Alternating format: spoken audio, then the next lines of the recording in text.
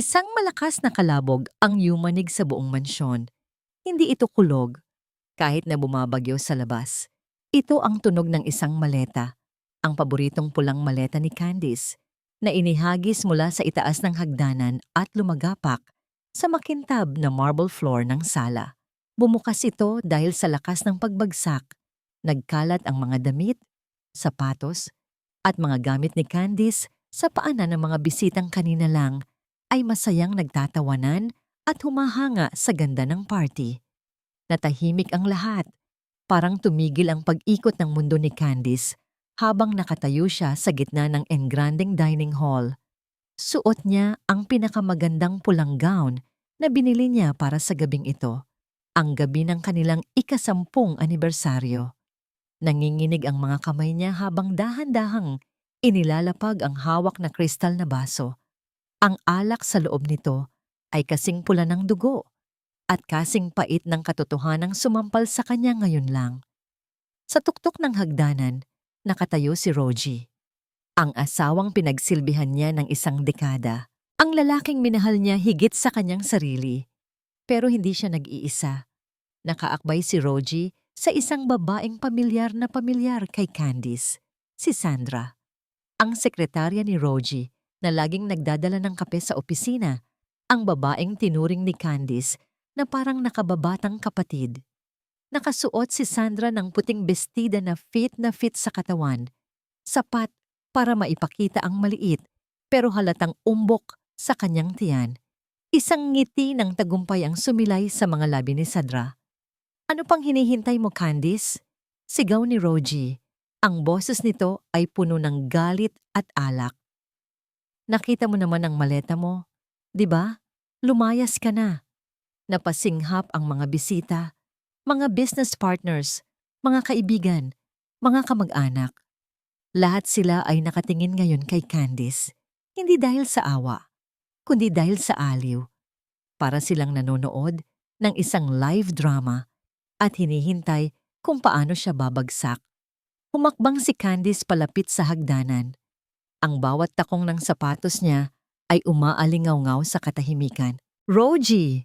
Mahinahon niyang tawag, kahit na gusto nang sumabog ng dibdib niya. "Lasing ka lang. Pag-usapan natin to sa kwarto. Wag dito, wag sa harap nila." Tumawa ng malakas si Rogie habang bumababa ng hagdanan. Hila-hila si Sandra. "Lasing?" "Oo, lasing ako. Lasing ako sa kalayaan," sigaw ni Rogie habang papalapit sa kanya. "Pagod na ako, Candice. Pagod na ako sa pagdidikta mo. Pagod na ako sa pagpapanggap na masaya tayo." Hinawakan ni Rogie ang tiyan ni Sandra at hinalikan ito sa harap ni Candice. Ito ang kaligayahan ko. Ang tagapagmana ng mga arsena. Isang bagay na hindi mo naibigay sa akin sa loob ng 10 taon. Parang sinaksak ng punyal ang puso ni Candice.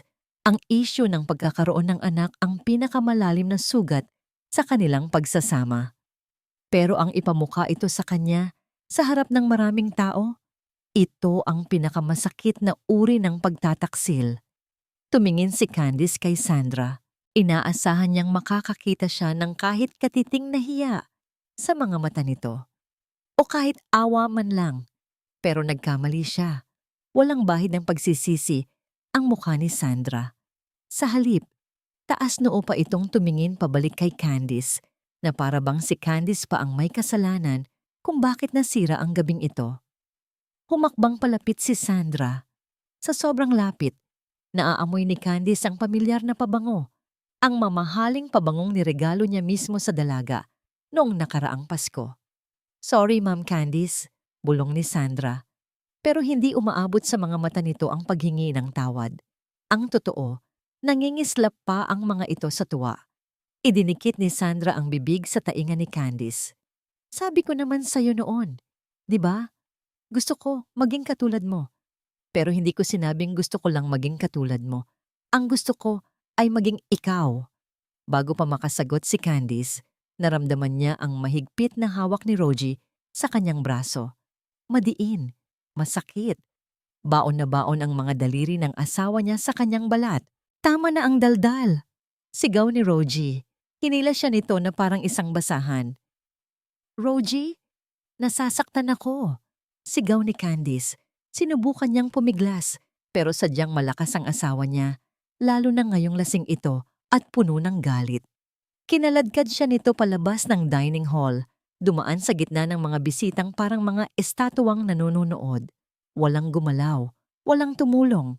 Kahit ang mga taong tinulungan ni Candice noong sila ang nagigipit, ay nakayuko lang, takot na madamay sa galit ng isang Rogie Arsena.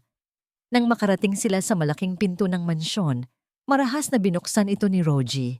Ang malakas na hangin at ulan ay agad na pumasok, bumasa sa makintab na sahig. Huwag ka nang babalik dito."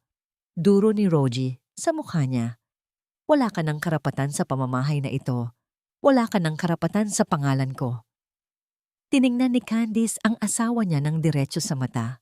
Sa kabila ng gulo ng kanyang buhok at sira ng kanyang gown, nandoon pa rin ang dignidad ng isang babaeng nagtayo ng imperyong tinatapakan ngayon ni Rogie. "Tandaan mo ang gabing ito, Rogie."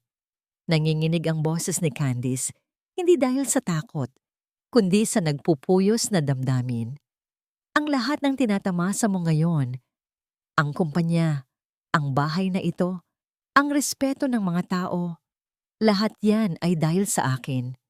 Isang malakas na sampal ang dumapo sa pisngi ni Candice. Napaatras siya. Nalalasahan niya ang kalawang na lasa ng dugo sa kanyang labi. "Umalis ka na." Itinulak siya ni Rogie ng buong lakas. Nawala ng balanse si Candice dahil sa suot na takong. Bumagsak siya sa sementadong driveway ng mansyon. Sinalubong siya ng malamig at matalim na patak ng ulan. Ang puting-putik ay kumapit agad sa kanyang pulang gown na parang mantsa ng kahihiyan na hindi na maalis bago pa siya makatayo. Narinig niya ang malakas na kalabog ng pinto. Sumara na ito. Rinig na rinig niya ang paglock ng mga deadbolt mula sa loob. Tunog ng pagtatapos. Tunog ng pagsasarado ng isang kabanata ng buhay niya. Naiwan si Candice na nakaupo sa gitna ng dilim at ulan. Basang-basa na siya. Ang luhang kanina pa niya pinipigilan ay sumama na sa agos ng tubig ulan sa kanyang mukha. Ang sakit. Sobrang sakit na parang pinipiga ang puso niya at dinudurog ang kanyang pagkatao. Pero dahan-dahan, huminto ang pagyugyog ng kanyang balikat. Pinunasan niya ang dugo sa gilid ng kanyang labi, gamit ang likod ng kanyang palad. Tinitigan niya ang mantsa ng dugo sa kanyang kamay, sa ilalim ng ilaw ng poste. Pula, matapang, buhay. Huminga siya ng malalim. Ang malamig na hangin ay pumasok sa kanyang baga, nagbibigay ng kakaibang linaw sa kanyang isipan. Dahan-dahang tumayo si Candice. Tinanggal niya ang kanyang sapatos na may mataas na takong at hinawakan ito. Nakatapak siya sa malamig na semento, pero mas matatag na ang kanyang tayo ngayon kaysa kanina. Lumingon siya sa bintana ng master bedroom sa ikalawang palapag. Nakita niya ang anino ni Rogie at Sandra na magkayakap. Hindi na siya umiiyak. Ang lungkot sa kanyang dibdib ay unti-unting napalitan ng isang bagay na mas mainit, mas mapanganib. Galit. Pero hindi ito ang klase ng galit na sumisigaw. Ito ang klase ng galit na nagpaplano. "Akala niyo ba tapos na ako?" Bulong niya sa hangin. Ang boses ay kasing lamig ng bagyo.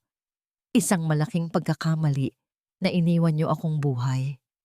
Tinalikuran ni Candice ang mansyon at nagsimulang maglakad palayo sa dilim. Wala siyang dalang gamit, walang pera, at walang matutuluyan. Pero dala niya ang isang bagay na hindi nila nakuha. Ang kanyang alaala. At alam niya kung nasaan ang mga kalansay na itinanago ng pamilya Arsena. Oras na para hukayin ang mga ito. Amoy amag at lumang kahoy. Ito ang sumalubong kay Candice pagpasok niya sa maliit na kwartong inuupahan niya sa tondo. Malayong malayo ito sa amoy ng lavender at fresh linen sa mansyon ng mga Arsena. Dito, rinig na rinig ang ingay ng mga tricycle sa labas, ang sigawan ng mga nag-iinuman sa kanto, at ang iyak ng bata sa kabilang kwarto. Napaupo siya sa manipis na foam na nagsisilbing kama. Tumunog ang mga bakal na sweres nito. Tinitigan niya ang ilang piraso ng perang hawak niya. Ito na lang ang natira matapos niyang isanla ang kanyang wedding ring kaninang umaga. Ang sing-sing na dating simbolo ng pangakong walang hanggan, ngayon ay naging pambayad na lang para sa isang linggong matutuluyan at ilang cup noodles. Napangiti siya ng mapait. Mas mabigat pa pala ang halaga ng ginto kaysa sa sumpaan ni Rogie. Humiga siya at tumitig sa kisameng may mantsa ng tubig ulan. Pagod na pagod ang katawan niya, pero gising na gising ang diwa niya. Kailangan niyang gumanti. Pero paano? Wala siyang pera. Wala siyang koneksyon. Ang tingin ng lahat sa kanya ngayon ay isang baliw na asawa na pinalayas dahil sa eskandalo. Pumikit si Candice at pilit na inalala ang mga alas na itinago niya sa loob ng maraming taon. Biglang bumalik sa isip niya ang isang gabi. 5 taon na ang nakararaan. Nasa home office siya ni Rogie noon.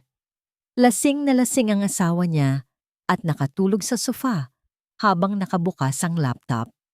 Gaya ng nakagawian, si Candice ang tagaligpit ng kalat nito. Akmang isasara na sana niya ang laptop nang may mapansin siyang isang email na hindi pa nasa-send.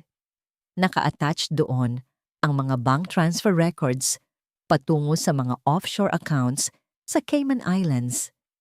Mga account na hindi nakapangalan sa kumpanya, kundi sa mga dummy corporation na ginawa ni Rogie at ng ama nito para takasan ng buwis at itago ang pera mula sa mga investors. Nanginginig ang mga kamay ni Candice noon habang binabasa ang mga dokumento. Bilyon-bilyong piso galing sa illegal gambling at smuggling na ipinapasok nila sa negosyo ng pamilya para magmukhang malinis. Alam niyang kapag nalaman ito ng mga otoridad, habang buhay na makukulong si Rogie.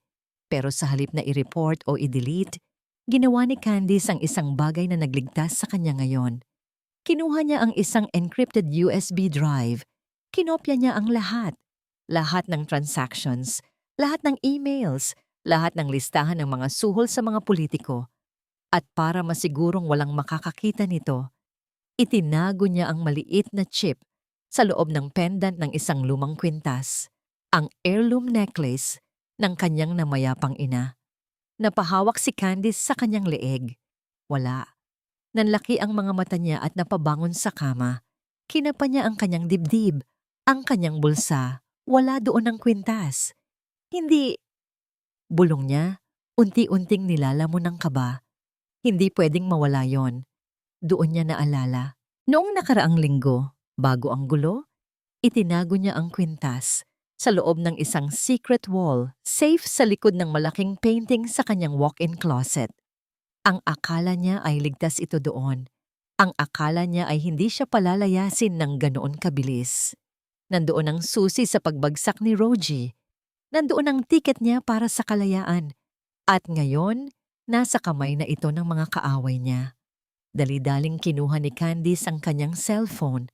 Basag na ang screen nito matapos mahulog kagabi, pero gumagana pa. Nanginginig ang mga daliri niya habang dinadial ang isang numero na matagal na niyang hindi tinatawagan.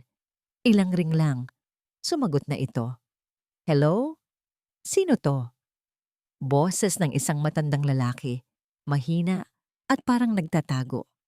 Mang Ben, bulong ni Candice. Ako to, si Candice. Narinig niya ang pagsinghap sa kabilang linya.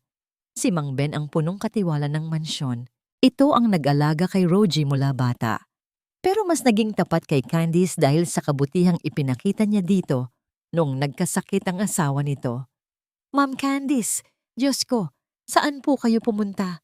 Nag-aalala po kami sa inyo. Maayos po ba kayo? Huwag mo akong intindihin, Mang Ben. Kailangan ko ng tulong mo. Tumingin si Candice sa paligid para siguraduhing walang nakikinig. Kumusta sa bahay? Anong ginagawa nila?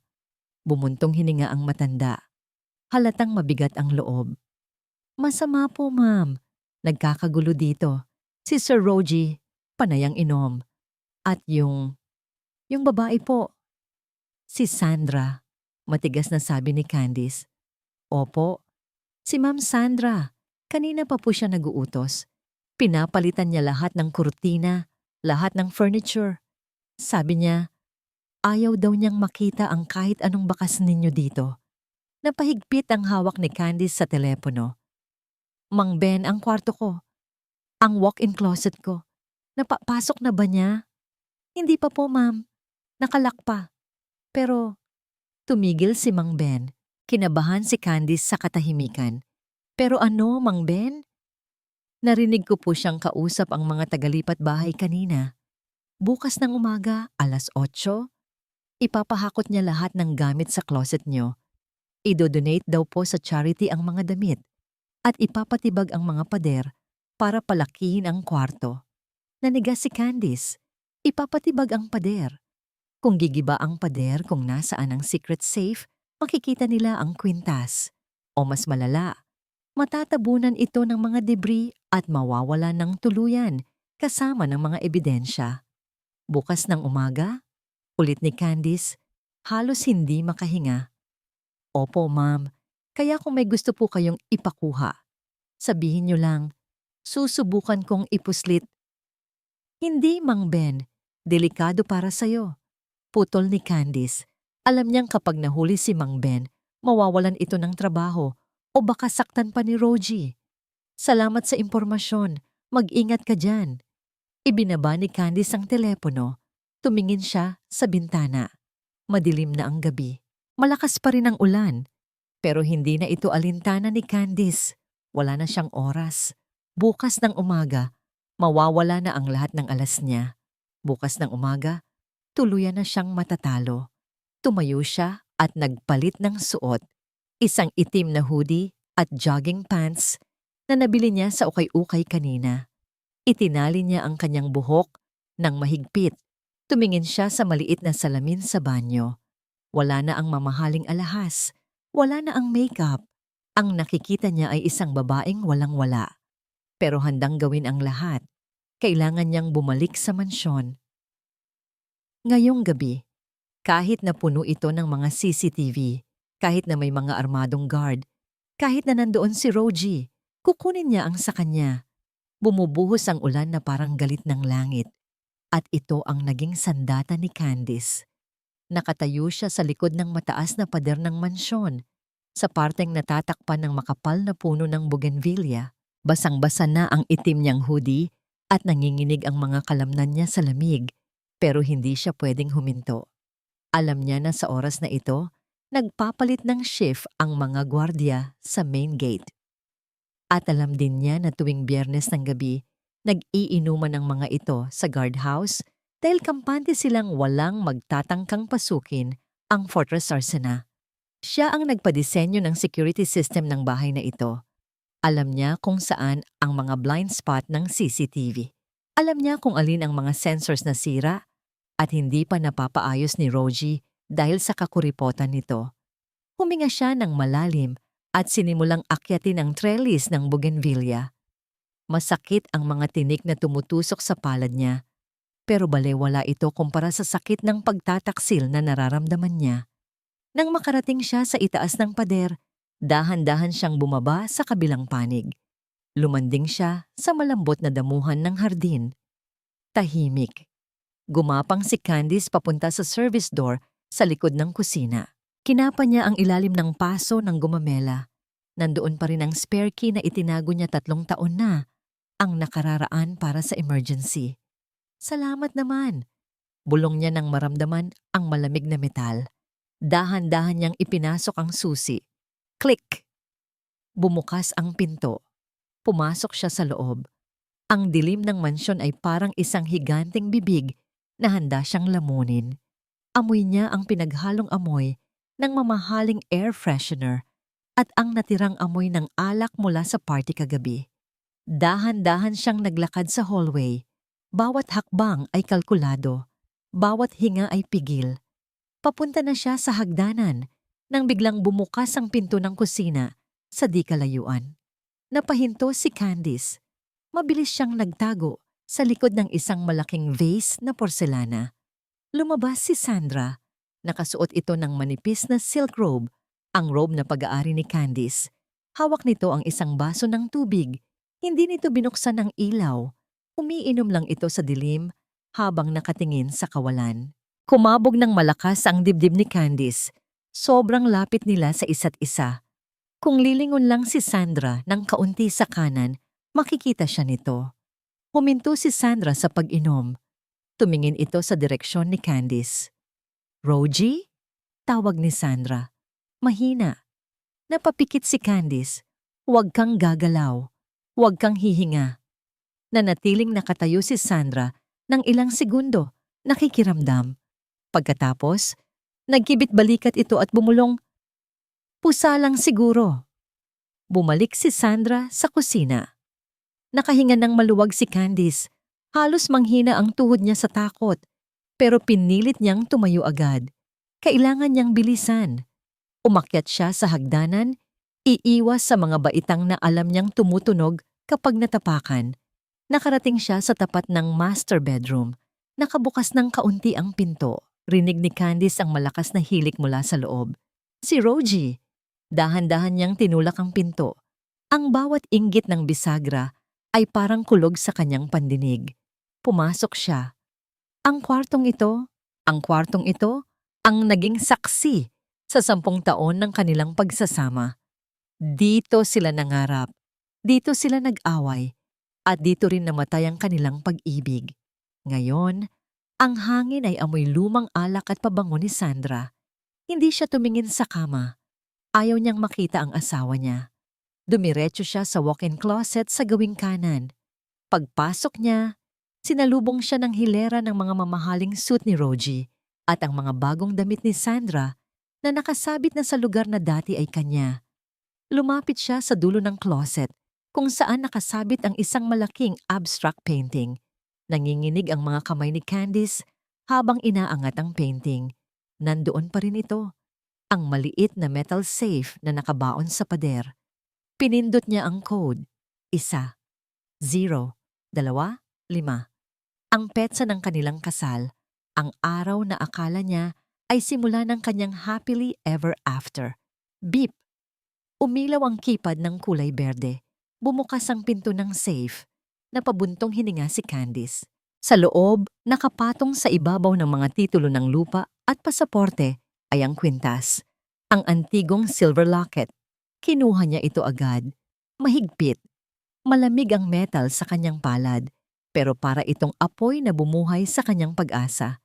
"Nasa akin na," bulong niya. "Tapos ka na, Rogie." Isinilid niya ang kwintas sa bulsa ng kanyang hoodie. Isinara niya ang safe at ibinalik ang painting sa dating ayos. Aalis na sana siya nang biglang tumahimik ang hilik sa kabilang kwarto. Natigilan si Candice. Ang tunog ng katahimikan ay mas nakakatakot kaysa sa ingay. Dahan-dahan siyang sumilip mula sa pinto ng closet. Wala si Rogie sa kama. Nanlaki ang mga mata ni Candice. Saan siya nagpunta? Hahakbang sana siya palabas nang biglang bumukas ng malakas ang ilaw sa kwarto. Nasilo si Candice. Napapikit siya sa sakit ng biglaang liwanag. "Sino yan?" Sigaw ng isang pamilyar na boses. Nang imulat ni Candice ang kanyang mga mata, nakita niya si Rogie. Nakatayo ito sa may pintuan ng banyo. Naka-boxer shorts lang, gulo-gulo ang buhok, at namumula ang mga mata. Pero hindi iyon ang nagpatigil sa paghinga ni Candice, kundi ang hawak ni Rogie, isang itim na baril, at nakatutok ito ng diretso sa kanya. "Magnanakaw!" Sigaw ni Rogie, halatang lasing pa rin at hindi agad nakilala kung sino ang nakatayo sa anino ng closet. "Lalabas ka o ipuputok ko to." Itinaas ni Candice ang kanyang mga kamay. Naramdaman niya ang bigat ng kwintas sa kanyang bulsa. Kung gagalaw siya, babarilin siya nito. Kung magsasalita siya, makikilala siya nito at baka lalo siyang patayin. Kinasa ni Rogie ang baril. 1, bilang ni Rogie. Tinitigan ni Candice ang dulo ng baril. Ito na ba ang katapusan niya? Matapos ang lahat ng plano, dito lang ba siya mamamatay? Sa kamay ng asawang nangako na poprotektahan siya? 2, napatingin si Candice sa lampshade sa tabi ni Rogie. Iyon lang ang pag-asa niya. 3. Rogie, ang sigaw ni Candice ay sumabay sa nakakabinging putok ng baril. Bang! Naramdaman ni Candice ang init ng bala na humaplis sa kanyang tainga bago ito tumama sa salamin sa likod niya. Basag. Dahil sa gulat sa pamilyar na boses, saglit na natigilan si Rogie. Bumaba ng kaunti ang dulo ng baril. Iyon lang ang kailangan ni Candice. Sa halip na tumakbo palayo, sumugod siya. Kinuha niya ang mabigat na lampshade sa gilid at buong lakas na hinampas ito sa braso ni Rogie. Aray! Sigaw ng asawa niya. Nabitawan nito ang baril. Hindi na naghintay si Candice. Tumakbo siya palabas ng kwarto. Mabilis, parang hinahabol ng kamatayan. Sandra! Tumawag ka ng guard! May magnanakaw! Dinig niyang sigaw ni Rogie mula sa kwarto. Bumaba si Candice ng hagdanan, halos madapa dahil sa bilis. Rinig niya ang yabag ng mga paa ng mga security guard na papasok mula sa main door. Sa kusina, doon siya dadaan. Pumasok siya sa service door, lumabas sa hardin, at tumakbo papunta sa pader na inakyat niya kanina. Ang ulan ay mas lumakas pa, tinatakpan ng tunog ng kanyang pagtakas. Pero ang katawan niya ay sumusuko na. Masakit ang kanyang tagiliran, dumudugo ang kanyang tainga kung saan dumaan ang bala, at ang paa niya ay puro sugat na pero hindi siya pwedeng tumigil. Hawak niya ang kwintas, hawak niya ang buhay niya.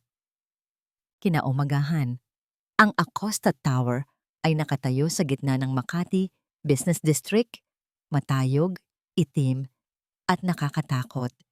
Ito ang simbolo ng kapangyarihan ng pamilya Acosta, ang mortal na kaaway ng mga arsena. Pumasok si Candice sa malawak na lobby. Agad na napatingin sa kanya ang lahat. Ang mga empleyado na nakasuit at barong ay diring-diri na umiwas sa kanya. Sino ba naman ang hindi? Nakasuot siya ng maruming hoodie na puno ng putik. Gulo-gulo ang buhok. May tuyong dugo sa gilid ng kanyang mukha. At nakapaalang siya.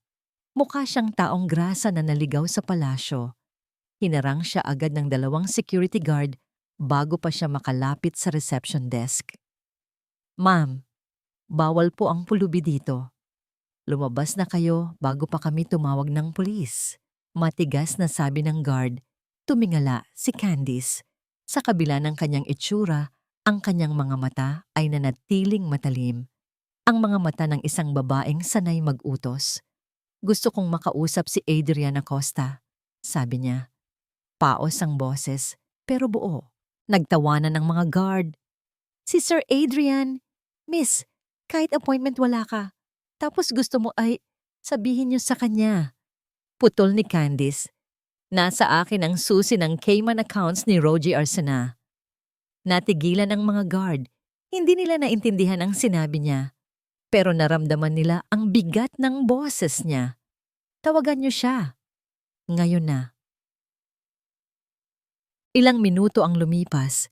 Nasa loob na si Candice ng private elevator papunta sa pinakamataas na palapag. Pagbukas ng pinto, bumungad sa kanya ang isang opisina na kasing laki ng buong bahay na tinutuluyan niya ngayon. Sa dulo ng mahabang mesa, nakaupo ang isang lalaki, si Adrian Acosta. Nakasuot ito ng navy blue suit. Gwapo, pero may lamig sa mukha na kayang magpabago ng temperatura ng kwarto. Nakatingin ito sa kanya ng walang emosyon.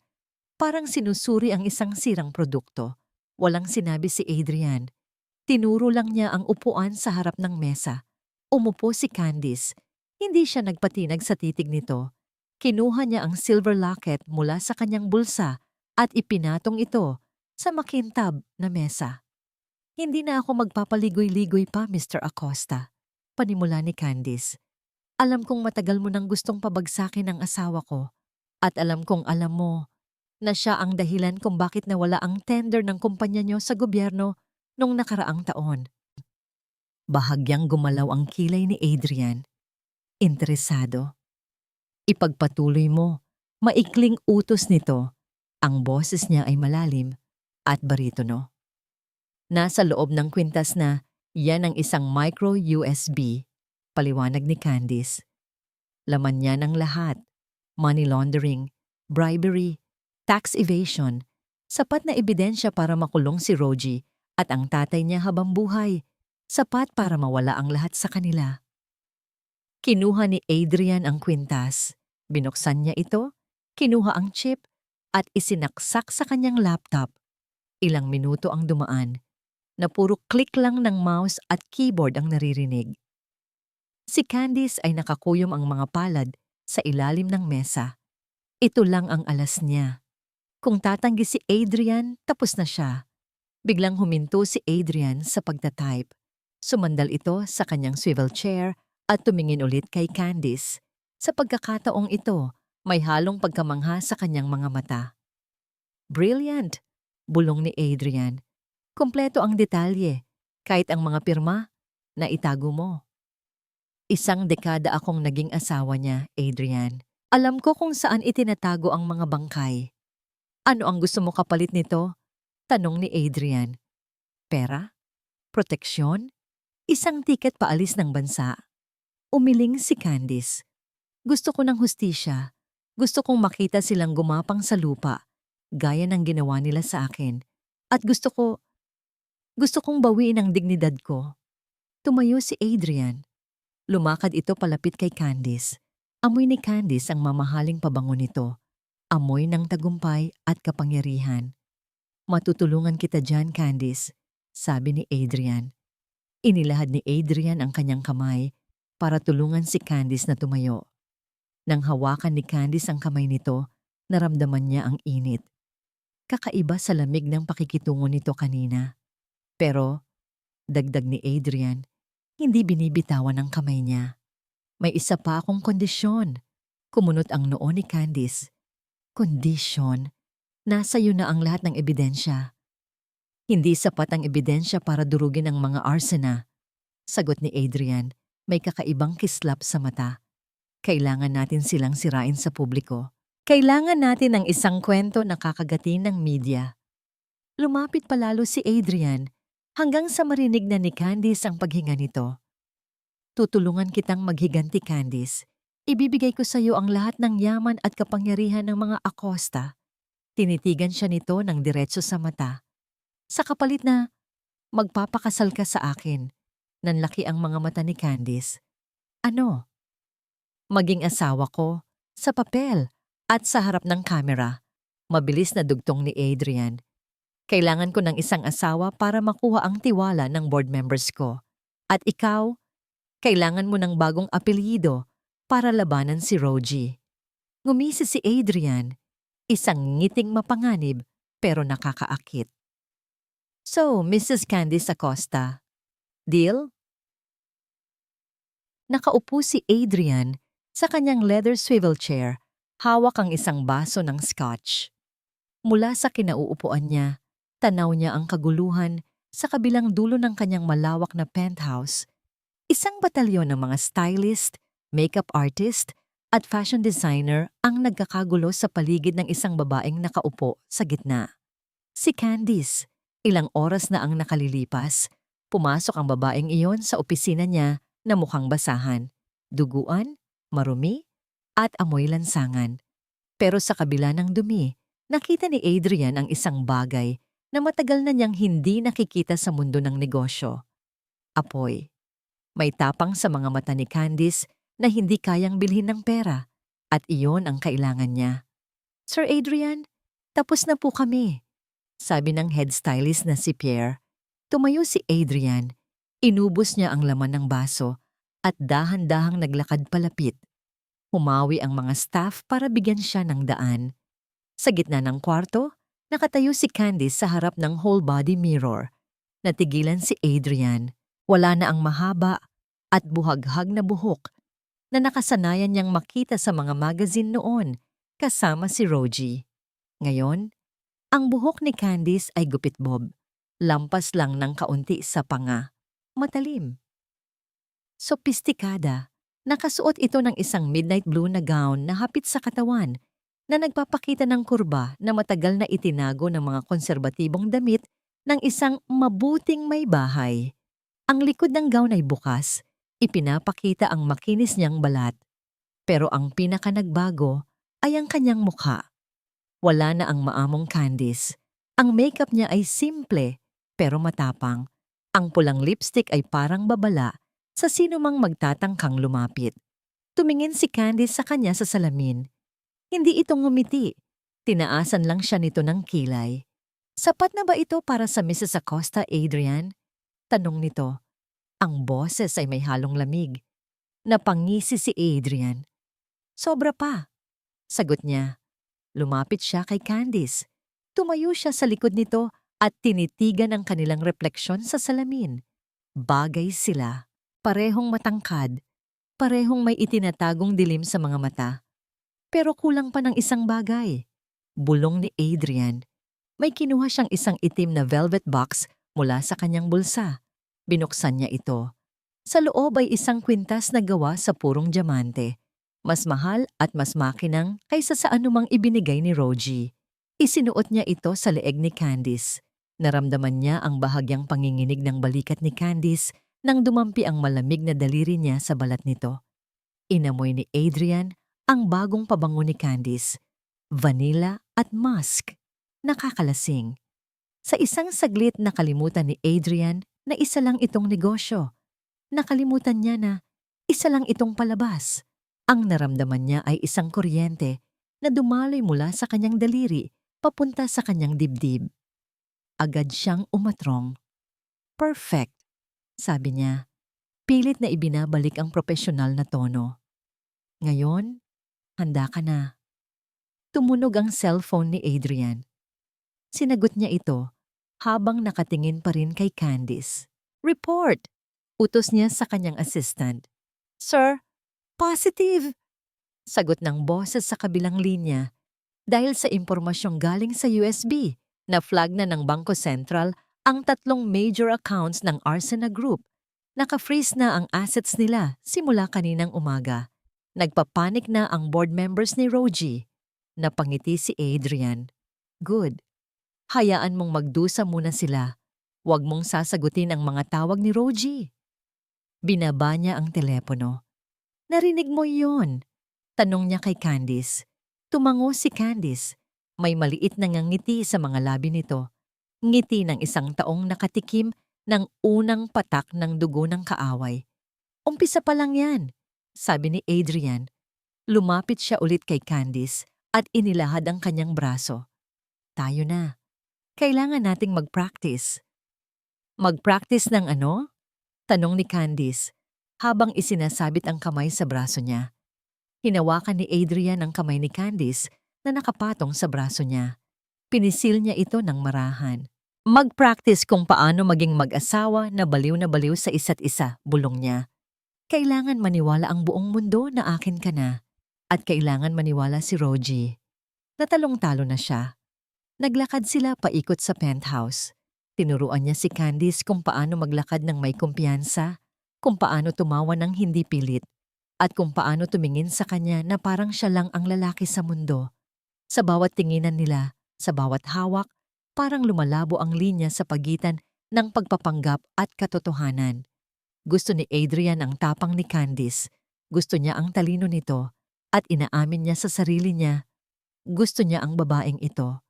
Huminto sila sa tapat ng mesa kung saan nakapatong ang isang magarang imbitasyon. Kinuha ito ni Adrian.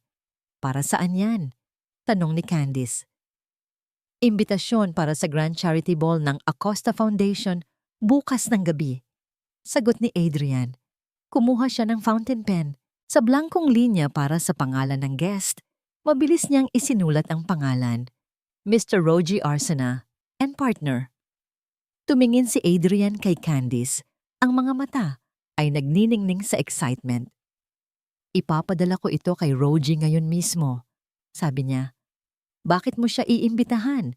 Nagtatakang tanong ni Candice. Dahil gusto ko siyang nandoon, sagot ni Adrian. Ang boses ay puno ng panganib. Gusto kong nandoon siya sa front row kapag ipinakilala ko sa buong Pilipinas ang bago kong fiancé. Inabot niya ang imbitasyon kay Candice. Handa ka na bang harapin siya, Mrs. Future Acosta? Hinawakan ni Candice ang imbitasyon. Ang mga mata nito ay nag-aapoy. Higit pa sa handa, Adrian. Sagot nito. Hinihintay ko ang sandaling ito. Ang Grand Ballroom ng Manila Peninsula ay puno ng liwanag mula sa higanteng chandeliers. Amoy ng mamahaling pabango at champagne ang simoy ng hangin. Rinig ang lagaslas ng mga mamahaling gown at ang bulungan ng mga pinakamayayamang tao sa Pilipinas. Pero para kay Candice, ang lahat ng ito ay ingay lang. Nakatayo siya sa likod ng malaking pinto ng ballroom. Ramdam niya ang lamig ng pawis sa kanyang mga palad kahit na malamig ang aircon. Mahigpit ang hawak niya sa braso ni Adrian. Huminga ka, Candice. Bulong ni Adrian sa tabi niya. Ang boses nito ay kalmado, matatag. Ikaw ang reyna ng gabing ito. Huwag mong kakalimutan yan. Tumingala si Candice kay Adrian. Gwapo ito sa suot na itim na taksido, pero hindi ang itsura nito ang nagpalakas ng loob niya, kundi ang paraan ng pagtingin nito sa kanya. Walang awa, walang paghuhusga, paghanga lang. Handa na ako, sagot ni Candice. Tumango si Adrian sa mga staff. Dahan-dahang bumukas ang higanting pinto. Sa loob, nagsasalita ang MC sa mikropono. Please welcome ang host ng gabing ito, ang CEO ng Acosta Group, Mr. Adrian Acosta. Tumugtog ang malakas na musika. Pumasok sila. Ang mga flash ng camera ay parang kidlat na sunod-sunod, nakakabulag. Pero hindi pumikit si Candice. Narinig niya ang pagbaba ng volume ng musika at ang unti-unting pagtahimik ng mga tao. Mula sa pagbubulungan, naging katahimikan. Nakita niya ang paglaki ng mga mata ng mga matronang dati ay kalaro niya ng mahjong. Nakita niya ang pagbagsak ng panga ng mga business partners na tumalikod sa kanya noong pinalayas siya. Hindi nila siya nakilala agad. Ang Candice na kilala nila ay laging nakapusod, laging nakayuko sa likod ni Rogie, laging simple. Ang Candice na nakikita nila ngayon ay kumikinang sa ilalim ng spotlight. Ang midnight blue gown ay yakap ang kanyang katawan at ang diamond necklace sa kanyang leeg ay mas makinang pa sa chandelier. Naglakad sila ni Adrian sa gitna ng red carpet. Chin up, eyes forward, sa gitna ng dagat ng mga tao, hinanap ng mga mata ni Candice ang target. At nakita niya ito. Sa VIP table sa harap, nakatayo si Rogie. Hawak nito ang isang baso ng wine na muntik ng mahulog. Ang mukha nito ay putla, na parang nakakita ng multo. Sa tabi niya, si Sandra ay nakanganga. Suot ni Sandra ang isang matingkad na pink na gown na biglang nagmukhang mura at baduy kumpara sa suot ni Candice. Dire-diretso ang lakad ni na Candice at Adrian papunta sa stage, pero huminto sila saglit sa tapat ng table ni na Rogie. Sinasadya. Nagtagpo ang mata ni Candice at ni Rogie. Doon, nakita ni Candice ang halo-halong emosyon sa mata ng asawa niya. Gulat, pagkalito, at higit sa lahat, pagnanasa. Hindi makapaniwala si Rogie na ang Diyos ang nasa harap niya ay ang parehong babaeng tinawag niyang Luciang at pinalayas sa ulan. Biglang humakbang si Rogie palapit. Hinarang ang daan nila. Candice? Boses ni Rogie, garalgal. Anong ibig sabihin nito? Tumigil ang musika. Lahat ay nakatingin sa kanila. Tiningnan lang ni Candice si Rogie mula ulo hanggang paa. Ang tingin na ibinibigay sa isang langgam na humaharang sa daan. Good evening, Mr. Arsina. Formal na bati ni Candice. Walang emosyon. Excuse me, hinihintay kami sa stage. Akmang hahakbang na sana si Candice, pero hinawakan ni Rogie ang braso niya. Huwag mo akong talikuran. Sigaw ni Rogie, nakalimutan na nasa formal event sila. Ang ego niya ay nasugatan. Asawa pa rin kita. Anong ginagawa mo kasama ang gagong to? Tinuro niya si Adrian. Bago pa makasagot si Candice, naramdaman niya ang paggalaw ni Adrian. Hinawakan ni Adrian ang kamay ni Rogie na nakahawak kay Candice at tinanggal ito ng marahas. Bitawan mo ang fiancé ko, madiin na sabi ni Adrian. Napasinghap ang buong ballroom. Fiancé. Namutla lalo si Rogie. Fiancé, nababaliw ka na ba, Acosta? Kasal kami. Ngumiti si Candice, isang ngiti na hindi umabot sa mata. Lumapit siya ng kaunti kay Rogie, sapat para maamoy nito ang vanilla scent niya. Kasal sa papel, Rogie? Bulong ni Candice, pero sapat para marinig ng mga nasa paligid. Pero sa puso at isip mo, matagal mo na akong pinalayas, hindi ba? Ang sabi mo sa akin, wala akong karapatan sa pangalan mo. Tumingin si Candice kay Sandra na nanginginig sa gilid. Kaya humanap ako ng pangalan na mas may bigat. Pangalan na kayang protektahan ako. Namula si Rogie sa galit. Akmang susugurin niya si Adrian, pero agad na humarang ang 4 na malalaking security guard ng event. Sir, bumalik po kayo sa upuan niyo o ilalabas namin kayo. Banta ng head security. Napahiya si Rogie. Tumingin siya sa paligid at nakitang pinagtatawanan at binubulungan na siya ng mga tao. Wala siyang nagawa kundi umupo. Nanginginig ang mga kamay sa galit. Nagpatuloy sina Candice at Adrian sa pag-akyat sa stage. Inalalayan siya ni Adrian sa hagdanan. Pagdating sa gitna, ibinigay ni Adrian sa kanya ang mikropono. Humarap si Candice sa daan-daang bisita. Humarap siya sa mga kamera na naka-livestream sa buong bansa. Magandang gabi sa inyong lahat, panimula niya. Ang boses niya ay malinaw, makapangyarihan. Marami sa inyo ang nagulat na makita ako dito. Ang alam niyo, isa lang akong simpleng may bahay.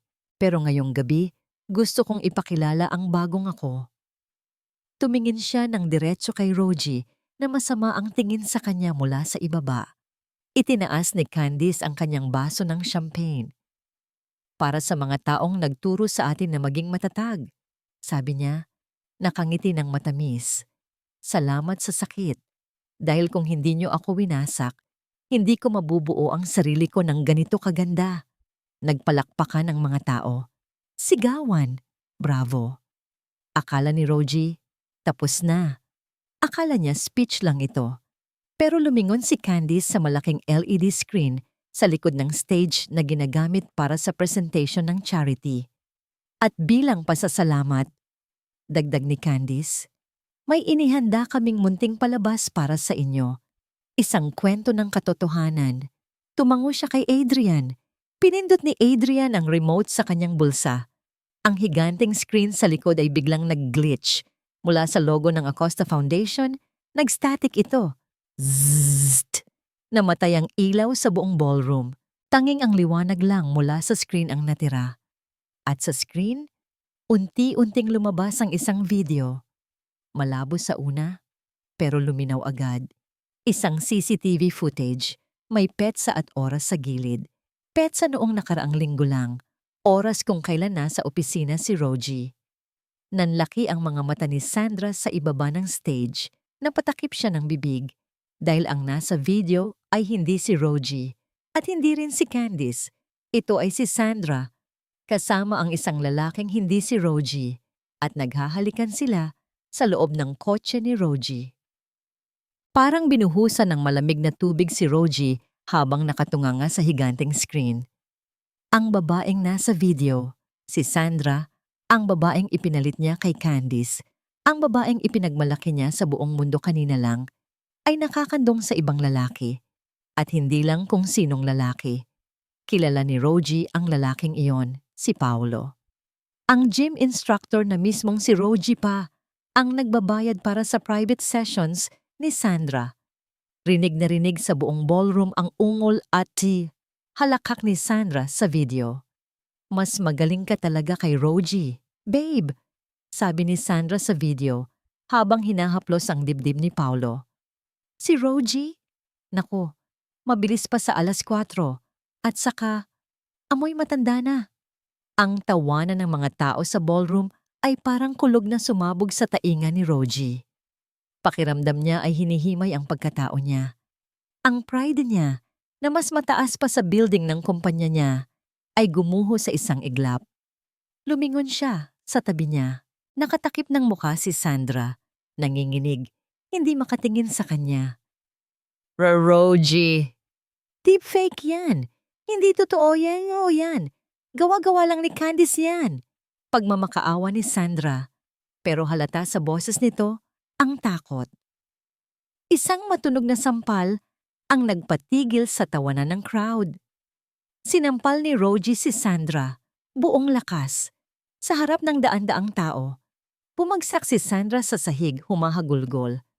Walang hiya ka, sigaw ni Rogie, namumula ang buong muka at litaw ang mga ugat sa leeg.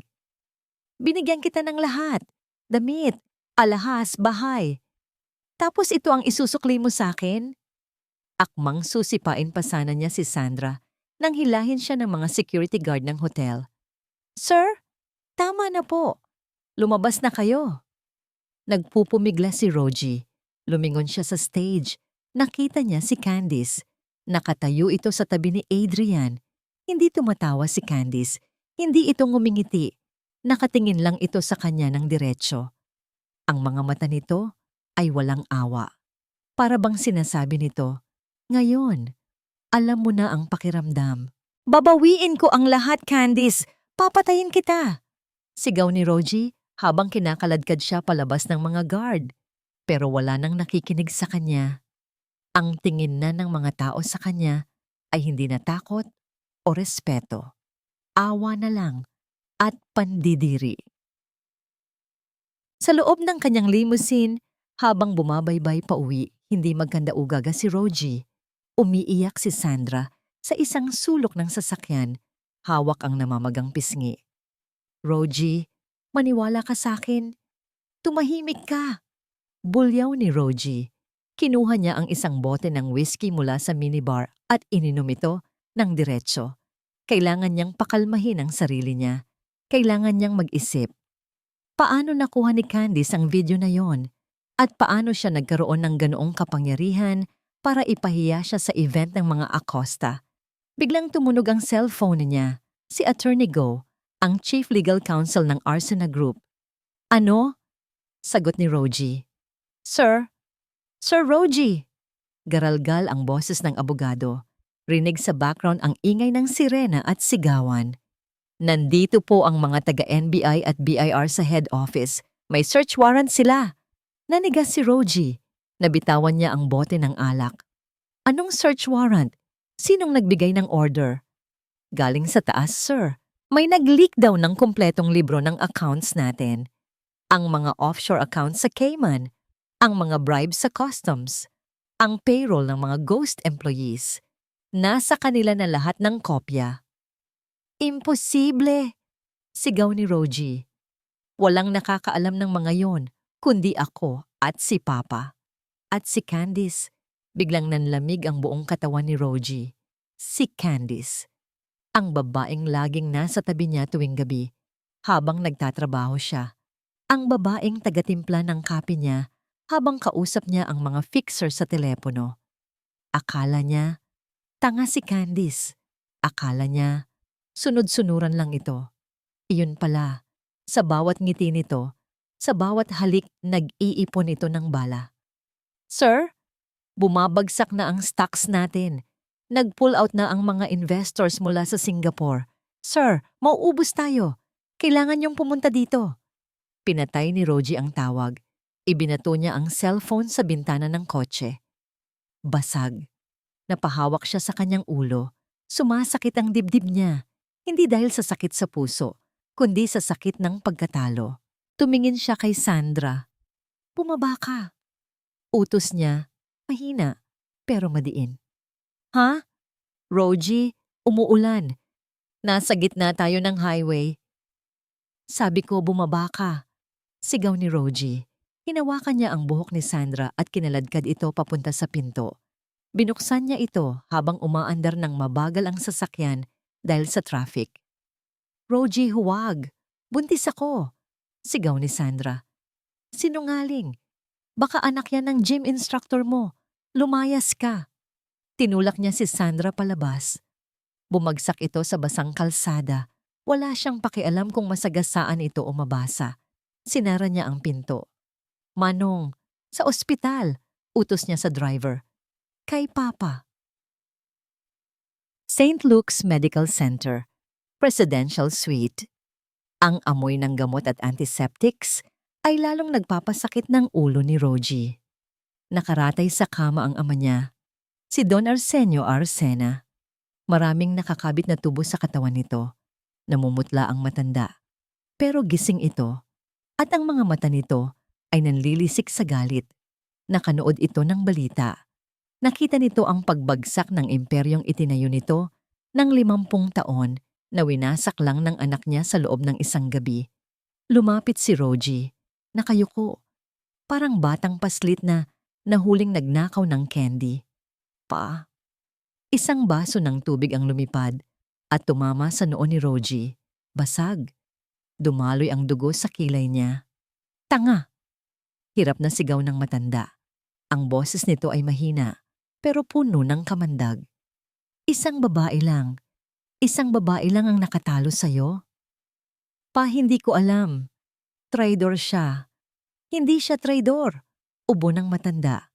Matalino siya. Mas matalino siya kaysa sayo. Sinabi ko na sayo noon pa, huwag kang magpapadala sa libog mo. Ayan, tignan mo ang nangyari. Napaluhod si Rogie sa gilid ng kama.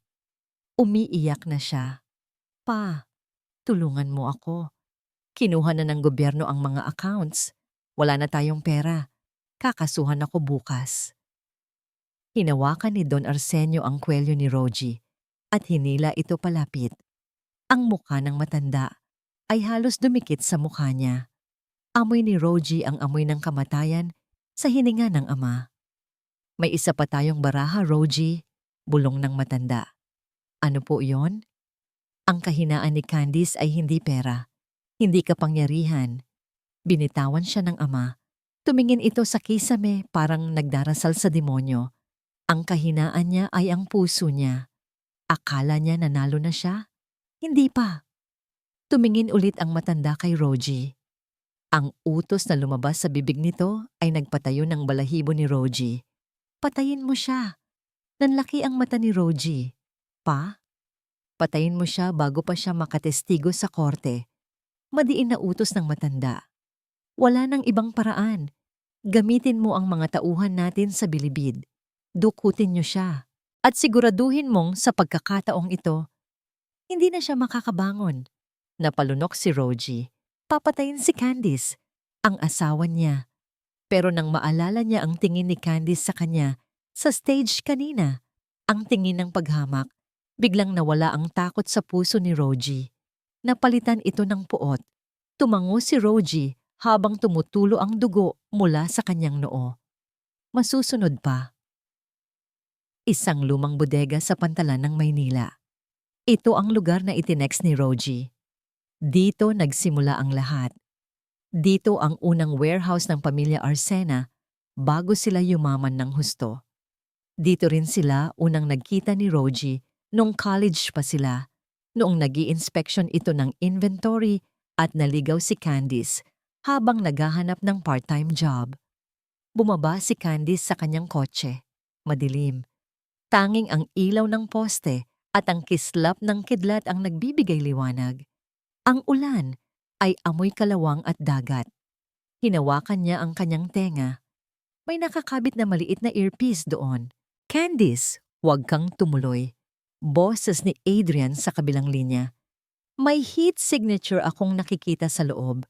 Hindi lang siya nag-iisa. May mga kasama siya. Alam ko, Adrian, bulong ni Candice.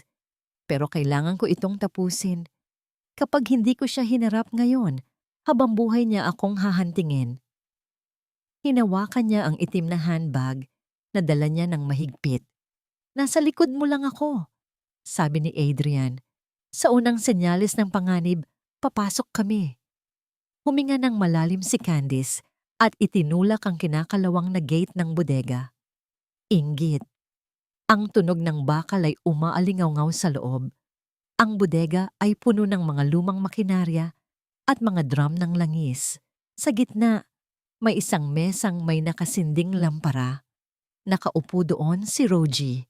Ibang-iba na ang hitsura nito kaysa noong huli silang nagkita sa hotel. Mahaba ang balbas, gulo-gulo ang buhok, at ang mga mata ay parang sa baliw, namumula at malikot. May hawak itong lighter na pinaglalaruan niya. Click! Click! Nang makita niya si Candice, ngumiti ito. Isang nangiting walang saya. Dumating ka! Paos na sabi ni Rogie. Sabi mo, pipirmahan mo na ang annulment papers at isusuko ang mga natitirang assets. Malamig na sagot ni Candice. Hindi siya lumapit ng husto. Nanatili siya sa may pinto. Tumawa si Rogie. Tawang nakakapanindig balahibo. Alam mo, Candice, naisip ko lang, bakit ko ibibigay sa'yo ang kalayaan mo kung pwede namang kitang isama sa impyerno? Tumayo si Rogie. Mula sa dilim sa likod ng mga drum, lumabas ang tatlong lalaki. Malalaki ang katawan, may mga tattoo, at may hawak na mga tubo at patalim. Hindi gumalaw si Candice. Inaasahan na niya ito. Ito ba ang plano mo, Rogie? Tanong niya. Kalmado pa rin. Papatayin mo ako? Sa tingin mo ba matatatakasan mo iyan? Buong Pilipinas, nakatingin sa'yo. Wala na akong pakialam sa Pilipinas, sigaw ni Rogie. Wala na akong pakialam sa kumpanya. Sinira mo na ang buhay ko. Wala nang natira sa akin. Naglakad palapit si Rogie. Ang gusto ko lang ngayon ay makita kang naghihirap. Gusto kong marinig kang magmakaawa bago ka malagutan ng hininga. Seninyasan ni Rogie ang mga lalaki. Hawakan siya. Sumugod ang mga goons. Adrian, ngayon na! Sigaw ni Candice. Biglang bumukas ang bubungan ng bodega. Crash! Basag ang skylight at bumagsak ang dalawang tauhan ni Adrian gamit ang rappelling ropes. Kasunod nito ang pagbangga ng SUV ni Adrian sa pader ng bodega, winasak ang yero, nagkagulo. Bumaba si Adrian sa sasakyan at agad na binaril sa binti ang isang lalaking akmang hahampas kay Candice ng tubo. Takbo, Candice! Sigaw ni Adrian, pero hinarang ni Rogie ang daan. May hawak na itong baril ngayon. Walang aalis, sigaw ni Rogie. Itinutok niya ang baril kay Candice. Sa isang iglap, tumalon si Adrian para salagin si Candice. Bang! Napadaing si Adrian. Natumba siya sa sahig habang hawak ang kanyang balikat. May dugo na tumatagas sa kanyang puting polo. Adrian! Sigaw ni Candice. Lumuhod siya para tulungan ito. Tumawa ng malakas si Rogie. Ang sweet naman.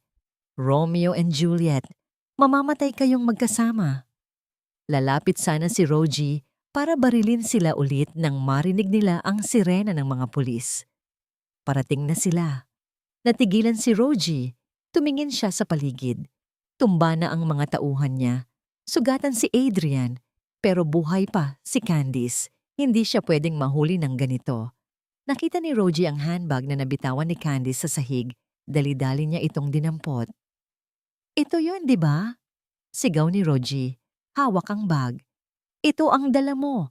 Ang original copies ng ebidensya. Ang master drive. Binuksan niya ang bag at nakita ang isang hard drive sa loob. Akala mo maiisahan mo ako? Itinulak ni Rogie ang isang drum ng gasolina. Tumapon ang laman nito sa sahig. Sinindihan niya ang hawak niyang lighter. Rogie, huwag! Sigaw ni Candice, umaarting natatakot. Huwag yan! Yan lang ang kopya ko. Mabuti! Sigaw ni Rogie. Inihagis niya ang lighter sa gasolina. Whoosh! Agad na lumaki ang apoy. Nilamon nito ang sahig sa pagitan nila. Inihagis ni Rogie ang bag at ang hard drive sa gitna ng naglalagablab na apoy. Pinanood niyang matunaw ang bag. Pinanood niyang umusok ang plastic ng hard drive. Wala na! Halakhak ni Rogie habang ang mukha niya ay naiilawan ng apoy. Mukha siyang demonyong nagdiriwang. Sunog na ang ebidensya. Wala na kayong laban sa akin. Malaya na ako. Umatras si Rogie papunta sa likod ng bodega habang lumalaki ang sunog. Magkita na lang tayo sa impyerno, Candice. Tumakbo si Rogie palabas sa likod bago pa tuluyang lamunin ng usok ang buong lugar. Naiwan si Candice na nakaluhod sa tabi ng sugatang si Adrian. Ang init ng apoy ay tumatama sa mukha niya. Tumingin si Adrian sa kanya, namimilipit sa sakit pero nagawa pang ngumiti. Naniwala siya. Bulong ni Adrian. Tumingin si Candice sa nasusunog na bag. Ang bag na naglalaman lang ng mga lumang magazines at isang sirang hard drive na binili niya sa junk shop. Pinunasan ni Candice ang dugo sa balikat ni Adrian. Ang mga mata niya ay hindi takot, kundi puno ng tagumpay. Oo, sagot ni Candice habang naririnig ang paglapit ng mga pulis. Naniwala siya na nanalo siya. Hinalikan niya ang noo ni Adrian. Hayaan nating magdiwang siya ngayong gabi dahil bukas, gigising siya sa kulungan. Sa loob ng mansyon ng mga Arsena, umaalingaw-ngaw ang tunog ng classical music. Nagbubukas si Rogie ng isang bote ng pinakamahal na champagne. Ang damit niya ay amoy usok pa rin galing sa sunog sa bodega at may mantsa ng uling ang kanyang mukha. Pero ang ngiti niya ay abot hanggang tainga. Cheers, Sandra! Sigaw niya, itinataas ang baso sa ere. Para sa kalayaan, para sa bagong simula. Wala na ang ebidensya, abo na ang lahat. Nasa sala sila, nakabukas ang lahat ng ilaw. Gusto ni Rogie na makita ng mundo na hindi siya natitinag, pero hindi nakikipag-toast si Sandra. Nakatayo ito sa may sofa, hawak ang isang malaking travel bag. Mabilis at padabog nitong isinisilid ang mga alahas, relo, at ilang bundle ng cash na nakatago sa drawer. Natigilan si Rogie, ibinaaba niya ang baso. Babe, anong ginagawa mo? Bakit ka nag-iimpake? Panalo na tayo, di ba? Hindi tumitingin si Sandra. Ikaw lang ang nanalo sa utak mo, Rogie. Pero ako, aalis na ako. Aalis? Saan ka pupunta? Humarap si Sandra. Wala na ang maamong mukha na minahal ni Rogie. Ang nakikita niya ngayon ay mukha ng isang babaeng mukhang pera. Rogie, magising ka nga. Sigaw ni Sandra. Sinunog mo lang ang hard drive, pero tingin mo ba titigil sila? Bagsak na ang kumpanya mo. Wala ka ng pera. At sorry, hindi ako sanay sa hirap. Isinara ni Sandra ang zipper ng bag. Aalis na ako bago pa ako madamay sa kaso mo. Parang sinaksak si Rogie sa dibdib. Sandra, minahal kita. Iniwan ko si Candice para sa'yo. Tumawa ng mapakla si Sandra. Iniwan mo siya dahil tanga ka. At naging tayo dahil mayaman ka noon. Pero ngayon, tiningnan siya ni Sandra mula ulo hanggang paa ng may pandidiri. Mukha kang basahan. Akmang tatalikod na si Sandra nang biglang, Wee! Sabay-sabay na tumunog ang sirena sa labas ng gate. Napakarami. Parang buong puwersa ng pulisya ang dumating. Nagbago ang kulay ng ilaw sa sala. Pula. Asul. Pula. Asul. May nagsalita sa megaphone mula sa labas. Rogie Arsena! Sandra Perez! Napapaligiran na kayo! Lumabas kayo na nakataas ang kamay! Nabitawan ni Sandra ang bag. Nanlaki ang mga mata nito sa takot. Paano? Paano nila nalaman na nandito ako?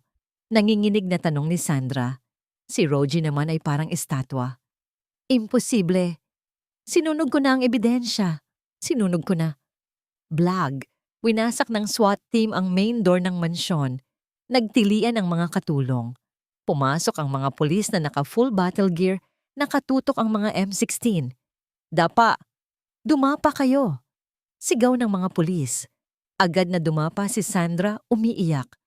Huwag niyo akong barilin. Wala akong kinalaman dito. Si Rogie lang. Siya lang ang may kasalanan. Nakatayo pa rin si Rogie. Tulala.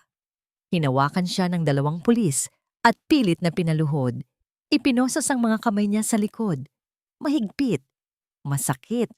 Kinaladkad sila palabas ng mansyon. Paglabas nila sa driveway, sinalubong sila ng liwanag ng mga kamera ng media.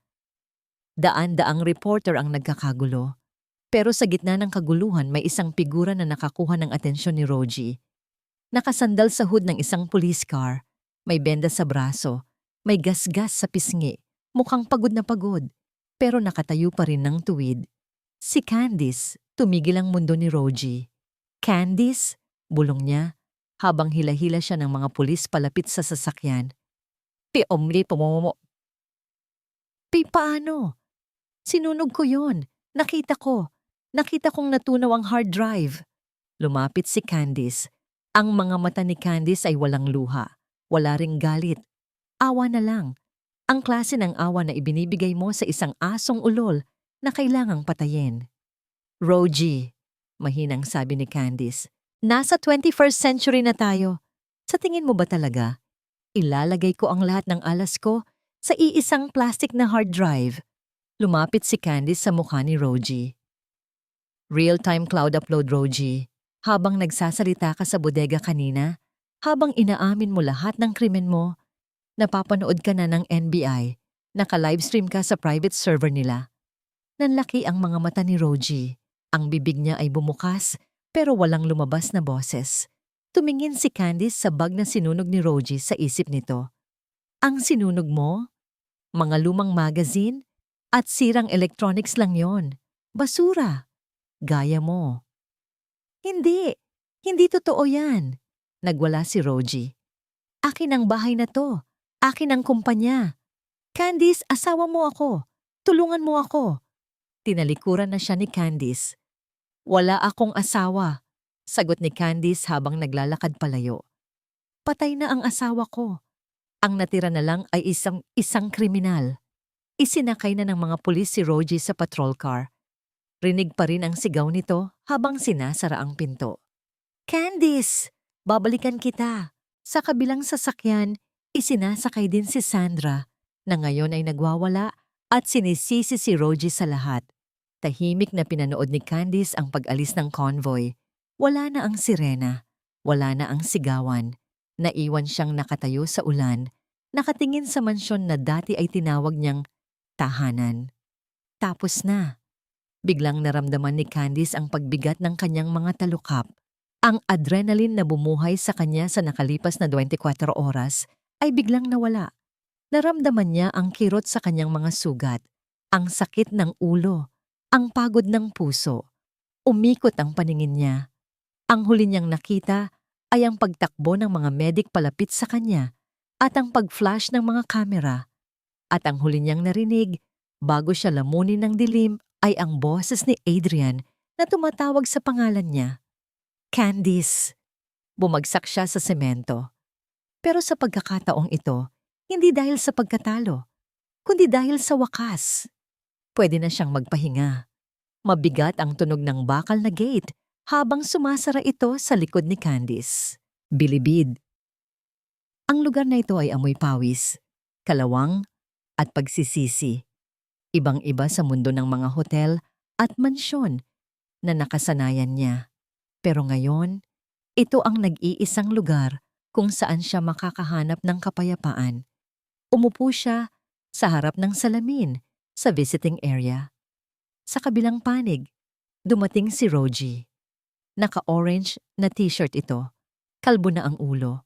Wala na ang yabang sa kanyang paglakad. Ang dating makisig na CEO na tinitingala ng lahat, ngayon ay isa na lang numerong nakatatak sa damit ng bilanggo. Nang makita niya si Candice, lumiwanag ng bahagya ang mata niya. Candice! Boses ni Rogie, basag at mahina sa intercom. Bumisita ka. Alam ko na eh. Alam kong hindi mo ako matitiis. Idinikit ni Rogie ang palad sa salamin. Tulungan mo ako, Candice. Kausapin mo ang judge. Sabihin mo, nagkamali ka lang ng bintang. Babawi ako sa'yo. Ibibigay ko sa'yo lahat ulit. Tinitigan lang siya ni Candice. Dati ang boses na yan ang batas niya. Dati, ang bawat utos ni Rogie ay sinusunod niya dahil sa takot na mawala ito. Pero ngayon, wala na siyang nararamdaman. Kahit galit, wala na. Para siyang nakatingin sa isang estranghero. Kinuha ni Candice ang isang brown envelope mula sa kanyang bag at idinikit ito sa salamin. Hindi ako nandito para ilabas ka, Rogie. Sagot ni Candice kalmado. Nandito ako para ibigay ito. Binasa ni Rogie ang nakasulat sa dokumento, Petition for Nullity of Marriage. Bumagsak ang balikat ni Rogie na wala ang pag-asa sa mukha niya. Iiwan mo na talaga ako? Matagal mo na akong iniwan, Rogie. Sagot ni Candice.